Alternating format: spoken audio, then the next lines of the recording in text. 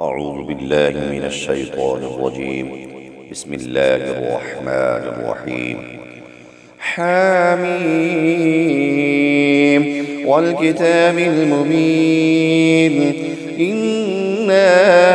أنزلناه في ليلة مباركة إنا كنا منذرين فيها يفرق كل أمر حكيم أمرا من عندنا إنا كنا مرسلين رحمة من ربك إنه هو السميع العليم رب السماوات والأرض وما بينهما إن كنتم موقنين لا إله إلا هو يحيي ويميت ربكم ورب آبائكم الأولين بل هم في شك يلعبون فارتقب يوم تأتي السماء بدخان مبين يغشى الناس هذا عذاب أليم ربنا اكشف عنا العذاب إنا مؤمنون أنى لهم الذكرى وقد جاءهم رسول مبين ثم تولوا عنه وقالوا معلم مجنون إنا كاشف العذاب قليلا إنكم عائدون يوم نبطش البطشة الكبرى إنا منتقمون ولقد فتنا قبلهم قوم فرعون وجاءهم رسول كريم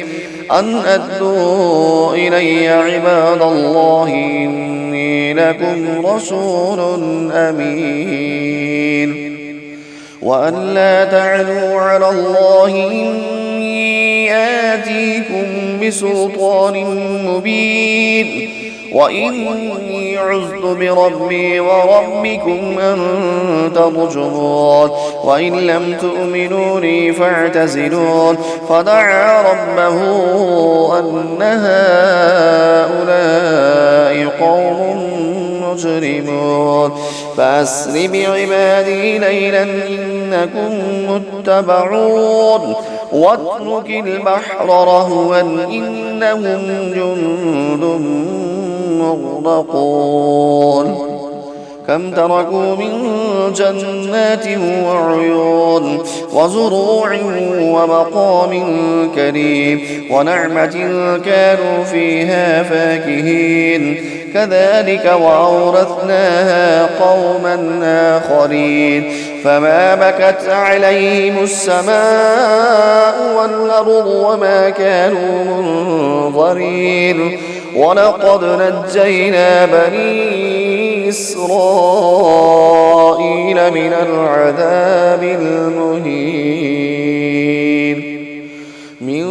فرعون إنه كان عاليا من المسرفين ولقد اخترناهم على علم على العالمين وآتيناهم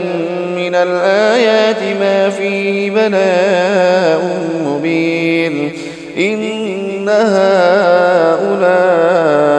ليقولون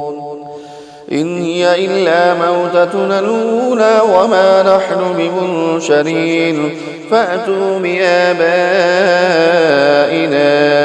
إن كنتم صادقين أهم خير أم قوم تبع والذين من قبلهم أهلكناهم إنهم كانوا مجرمين وما خلقنا السماوات والأرض وما بينهما لاعبين ما خلقناهما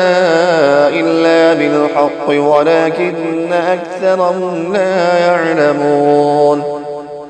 إن يوم الفصل ميقاتهم أجمعين يوم لا يغني مولى عن مولى شيئا ولا هم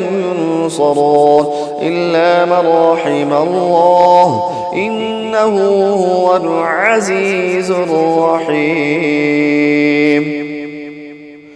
إن إن شجرة الزقوم طعام الأثيم كالمهل يغلي في البطون كغلي الحميم خذوه فاعتلوه إلى سواء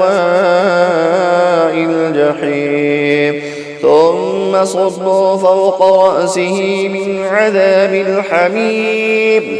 ذق إنك أنت العزيز الكريم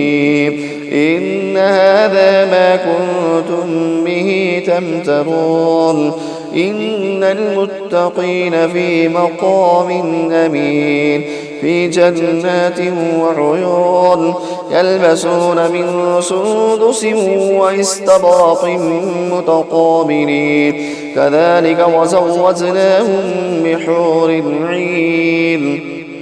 يدعون فيها بكل فاكهة آمنين لا يذوقون فيها الموت إلا الموتة الأولى ووقاهم عذاب الجحيم فضلا من ربك ذلك هو الفوز العظيم فإنما يسرناه بلسانك لعلهم يتذكرون فارتقب إنهم مرتقبون.